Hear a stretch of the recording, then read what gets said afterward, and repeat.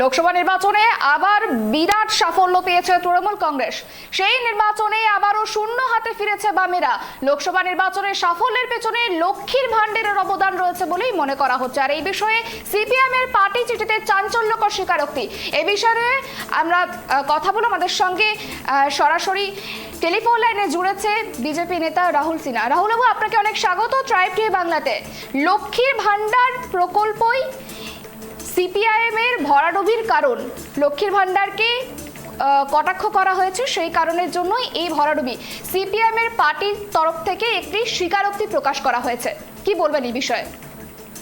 CPM এর ভরাডুবির কারণ হচ্ছে সিপিএম 34 বছরের যে পাপ জঞ্জাল মানুষ সরিয়েছে, সেই জঞ্জালের কারণে মুখ ঘুরিয়ে দিয়েছে মানুষ।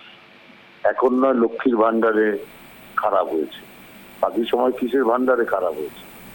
আসল কথা, যখন বাংলার মানুষের স্বভাবই এরকম, যখন যাকে দেয় ফেলে দেয়, যখন যার থেকে নেয় একদম ভিকিরি করে ফুটপাতে বসিয়ে দেয়।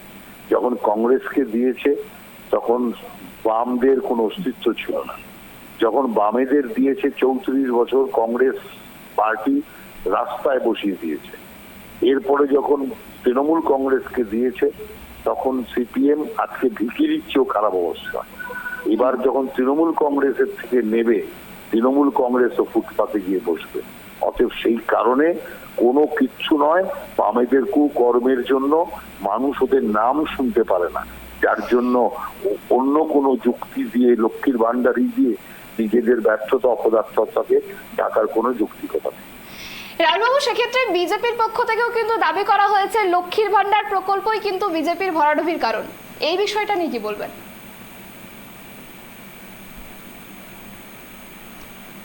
রাহুলবাবু, শোনা যাচ্ছে আমার কথা?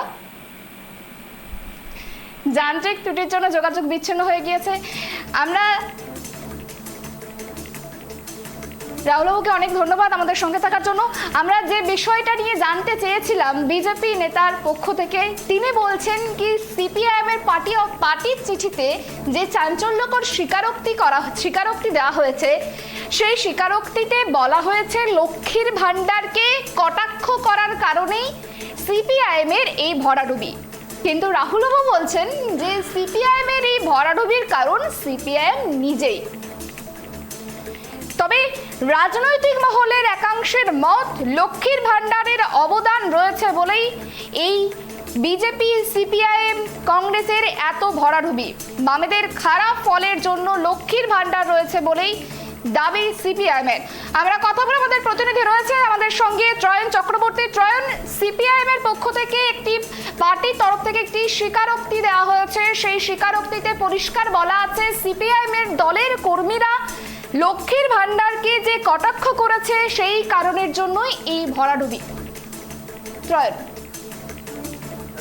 সিপিএম এর যে পার্টি চিঠি 2024-এর প্রথম যে পার্টি চিঠি প্রকাশিত হয়েছে, তাতে কিন্তু চাঞ্চল্যকর যে অভিযোগগুলো করা হয়েছে বা চাঞ্চল্যকর যে স্বীকারোক্তি করা হয়েছে, তার মধ্যে অন্যতম কিন্তু তুমি যেমনটা বলছিলে যে লক্ষ্মীর ভান্ডার, এবং এই লক্ষ্মীর ভান্ডারকে যেভাবে ব্যাখ্যা করেছিল সিপিআইএম এর নেতৃত্বের এক অংশ এবং উৎকোচ বা ডোল পলিটিক্সের সঙ্গে তুলনা করেছিল, এটা কিন্তু সাধারণ মানুষ বা সাধারণ গরিব মানুষ ভালো চোখে দেখেনি, এমনটা কিন্তু পার্টি চিঠিতে উল্লেখ করা হয়েছে। এবং গরিব মানুষের থেকে দলের বিচ্ছিন্ন হয়ে যাওয়ার কিন্তু অন্যতম কারণ হিসেবে এই লক্ষ্মীর ভান্ডারের কথা বলা হয়েছে। এবং এছাড়াও একাধিক কারণে দলের যে শ্রেণী চরিত্র, সেই শ্রেণী চরিত্রের একটা বড় পরিবর্তন হয়েছে এবং সেই কারণে গরিব মানুষের থেকে কিন্তু তাদের একটা বিচ্ছিন্নতা হয়েছে বলে পার্টি চিঠিতে স্বীকার করা হয়েছে। এবং তার পাশাপাশি সুপর্ণা, আরো একটা বিষয় যেটা এই পার্টি চিঠিতে উল্লেখ করা হয়েছে, যে সিপিআইএম এর বা যে লাইন ছিল যে তৃণমূল এবং বিজেপির থেকে সম দূরত্ব বজায় রাখা এবং তাদের দুজনের বিরুদ্ধেই কিন্তু জোরদার প্রচার চালিয়ে যাওয়া। এক্ষেত্রে যেটা পার্টি চিঠিতে বলা হয়েছে যে নিচু তলায় কোথাও একটা সেই প্রচারকে সঠিকভাবে রূপায়ণ করা হয়নি। অর্থাৎ বিষয়টা এমন হয়েছে যে তৃণমূলের বিরুদ্ধে যে ধরনের প্রচার রাখা হয়েছিল বা যে ধরনের জোরদার প্রচার রাখা হয়েছিল, বিজেপির প্রতি কোথাও একটা সফট লাইন বা কোথাও একটা নরম মনোভাব দেখানো হয়েছে বা নিচু তলায়, এমনটা কিন্তু সিপিএম এর যে পার্টি চিঠি তাতে উল্লেখ করা হয়েছে। এবং এখানে বলা হয়েছে যে বিজেপি এবং তৃণমূলকে পরাস্ত করার আহ্বান জানানো হলেও প্রকৃত পরিস্থিতি ও প্রচারের সময় নিচের দিকে বিজেপির বিরুদ্ধে সংসদীয় নির্বাচনে লড়াই করার মনোযোগ কম ছিল, এবং যেটি কিন্তু এই ফলাফলের অন্যতম কারণ বলে মনে করা হচ্ছে। তুমি জানো যে মুর্শিদাবাদ এবং দমদম এই দুটি আসন ছাড়া একদিকে একটি আসনে সিপিআইএম রাজ্য সম্পাদক মোহাম্মদ সেলিম তিনি প্রতিদ্বন্দ্বিতা করেছিলেন, এবং দমদমে সিপিআইএম কেন্দ্রীয় কমিটির সদস্য সুজন চক্রবর্তী প্রতিদ্বন্দ্বিতা করেছিলেন। এই দুটি আসনে কিন্তু সিপিআইএম তারা দ্বিতীয় স্থানে প্রত্যেকটা আসনে কিন্তু তারা দ্বিতীয় স্থানে চলে যায় এবং চলে যায়। এখানে দ্বিতীয় স্থানে বেশ কিছু আসনে আছে, বেশ কিছু আসনে দ্বিতীয় স্থানে উঠে আসে হলো, এবং এই বিজেপির যদি মনোভাবের জন্যই কিন্তু এই সেটাও স্বীকার করা হয়েছে। এবং তার পাশাপাশি যেমনটা তুমি বলছিলে যে লক্ষ্মীর ভান্ডার কিন্তু এই ধরনের ফলাফলের অন্যতম কারণ। এখন দেখা এই যে পার্টি চিঠিতে তাদের যে স্বীকারোক্তি, এই স্বীকারোক্তির পরবর্তী সময় কিভাবে দলকে কোন মোড়কে তারা বেঁধে নতুন করে 2026-এর বিধানসভা নির্বাচনে অপদৃষ্ট হন, বা তার আগে যে সমস্ত পুরসভা নির্বাচনগুলো রয়েছে সেখানেই বা তাদের তুমি সঙ্গে থাকো, আমাদের সঙ্গে জুড়েছে তৃণমূলের মুখপাত্র দেবু টুডু। দেবুবাবু, আপনাকে অনেক স্বাগত ট্রাইব টিভি বাংলাতে। সিপিএম এর পার্টি পক্ষ থেকে একটি পার্টির পক্ষ থেকে দাবি করা হয়েছে, একটি স্বীকারোক্তি দেওয়া হয়েছে। সেই স্বীকারোক্তিতে বলা হয়েছে যে এই যে লোকসভা নির্বাচনের পর উপনির্বাচন, সেই নির্বাচনেতে সিপিআইএম এর যে ভরাডুবি, সেই ভরাডুবির একমাত্র কারণ লক্ষ্মীর ভান্ডার। লক্ষ্মীর ভান্ডারকে যেভাবে কটাক্ষ করেছে সিপিআইএম এর দলের কিছু নেতৃত্ব, সেই কারণের জন্যই এই ভরাডুবি। কি বলবেন এই বিষয়ে?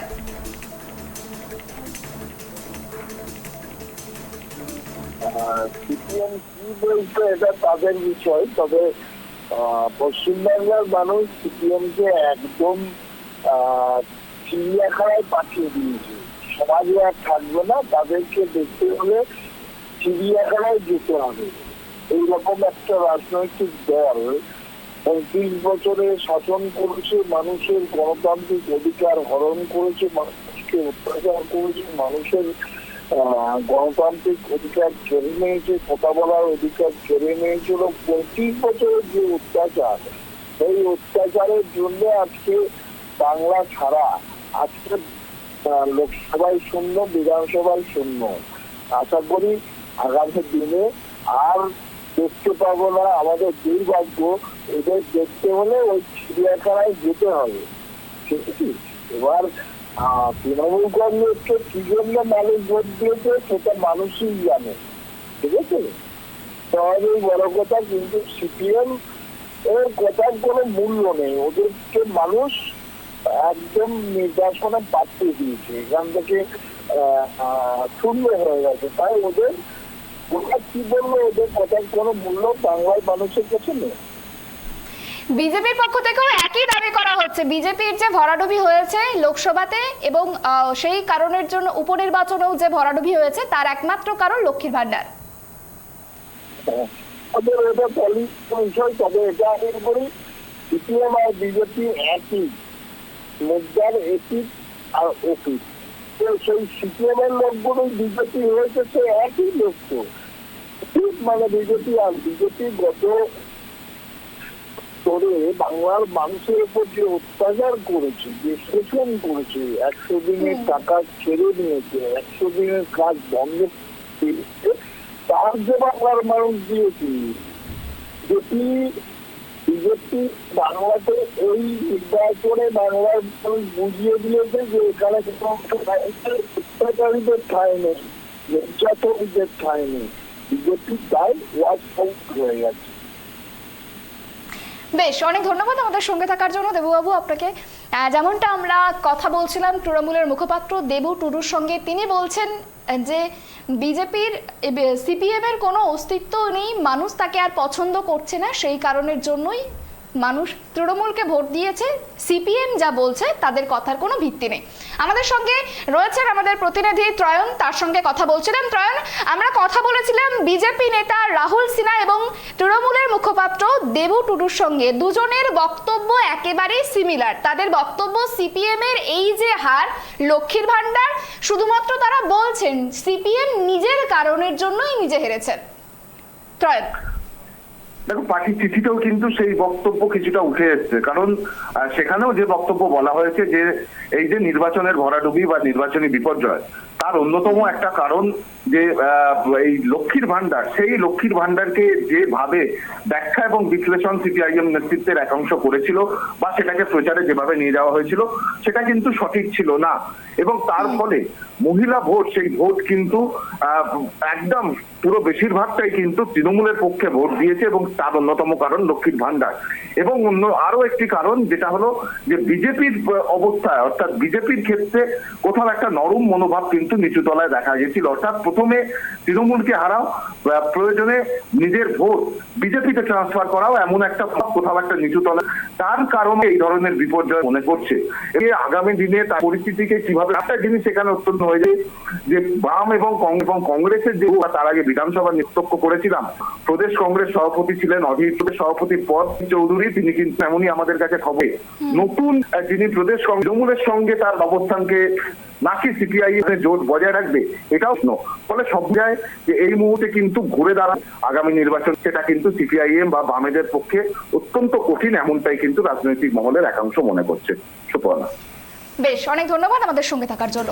আর যেমনটা জানা গেল যে লোকসভা নির্বাচনে তৃণমূলের যে সাফল্য, এবং সেই নির্বাচনে একইভাবে বামেদেরকে ফিরতে হয়েছে শূন্য হাতে।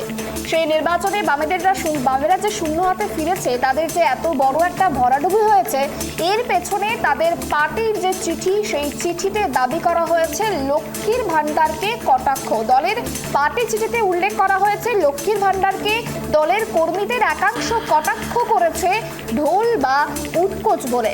আর এরই প্রভাব এই যে দলীয় কর্মীদের আচরণ গরিব মানুষদের থেকে দলকে বিচ্ছিন্ন করে দিয়েছে বলেই উল্লেখ করা হয়েছে পার্টি চিঠিতে।